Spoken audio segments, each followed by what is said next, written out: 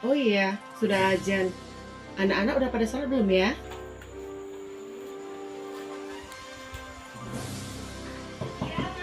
Udah sholat? Dira, itu udah ajan. Kenapa nggak sholat? Iya, sebentar lagi mah lagi asik main game nih. Kok game yang dimainin? Nggak ingat. Sholat itu adalah tiang agama. Iya, tahu. Sebentar lagi dong, Ma. Ini sebentar lagi selesai kok. Ya udah, itu letak dulu. Sholat dulu sekarang.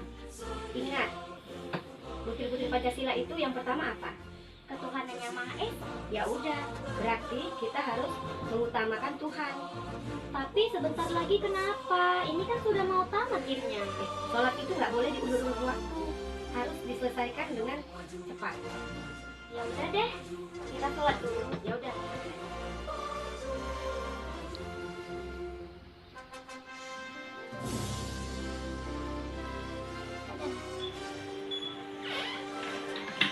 Udah siap sholat, Kira? Udah mah. Kan gini enak, udah siap sholat bisa, mau tidur, mau main game, udah tenang. Iya mah. Udahlah, kalau gitu Mama mau ganti lagi ya. Contoh penerapan Pancasila sila kedua, kemanusiaan yang adil dan beradab, yaitu dengan menghormati dan bersikap sopan santun terhadap orang yang lebih tua.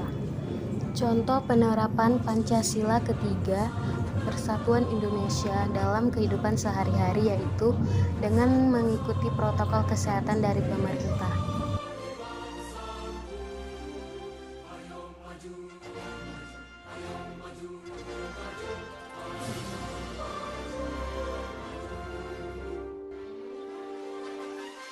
Jadi, saat ini saya akan memberikan contoh pengamalan dari sila keempat, yaitu kerakyatan yang dipimpin oleh hikmat kebijaksanaan dalam permusyawaratan perwakilan.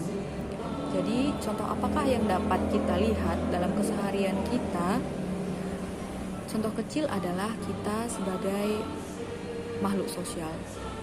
Manusia sebagai makhluk sosial pasti berinteraksi dengan lingkungannya, baik di rumah, ataupun di lingkungan tempat tinggal, ataupun di lingkungan kerja. Kita semua punya partner dalam menjalani kehidupan kita sehari-hari. Yang mau saya garis bawahi adalah hikmat kebijaksanaan yang terdapat dalam sila keempat Pancasila tersebut.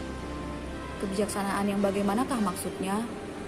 Misalkan suatu saat di lingkungan kita akan turut campur dalam mengambil suatu keputusan. Entahkah kita sebagai anggota, entahkah kita sebagai pucuk pimpinan.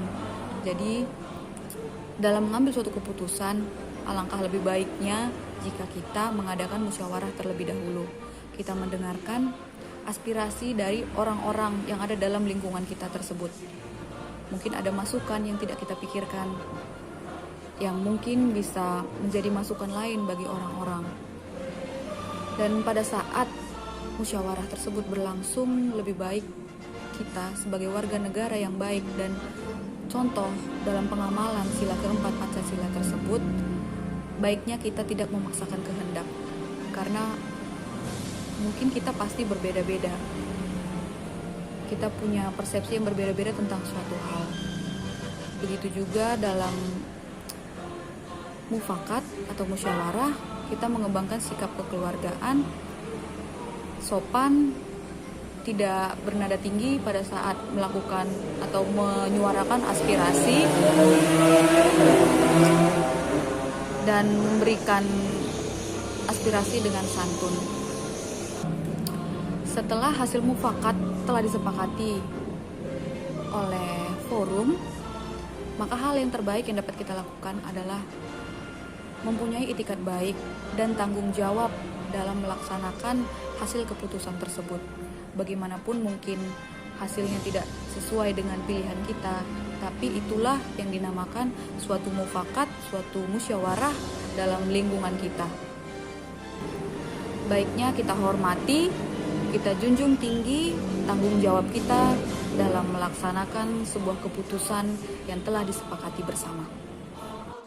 Yang selanjutnya adalah bagaimana pengamalan kita terhadap sila kelima, yaitu keadilan sosial bagi seluruh rakyat Indonesia. bagaimanakah pengamalan kita terhadap sila tersebut dalam kehidupan kita sehari-hari.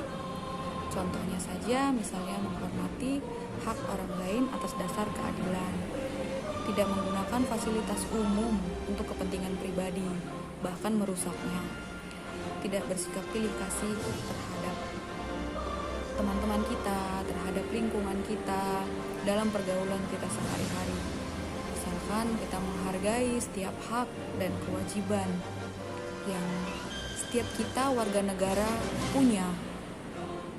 Begitu juga dengan teman-teman kita di sekeliling kita. Adil di sini adalah bahwa kita, pribadi kita, dan pribadi orang lain yang hidup berdampingan dengan kita adalah sama rata. Kita tidak lebih tinggi atau orang lebih rendah.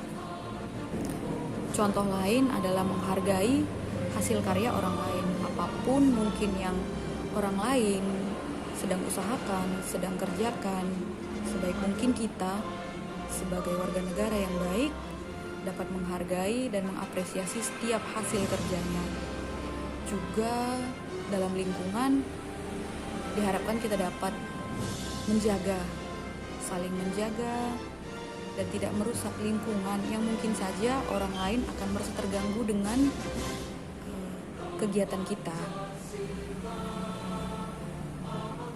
Begitulah beberapa contoh yang dapat kita implementasikan dalam pengamalan kita dalam kehidupan sehari-hari dari sila ke-5, yaitu keadilan sosial bagi seluruh rakyat Indonesia.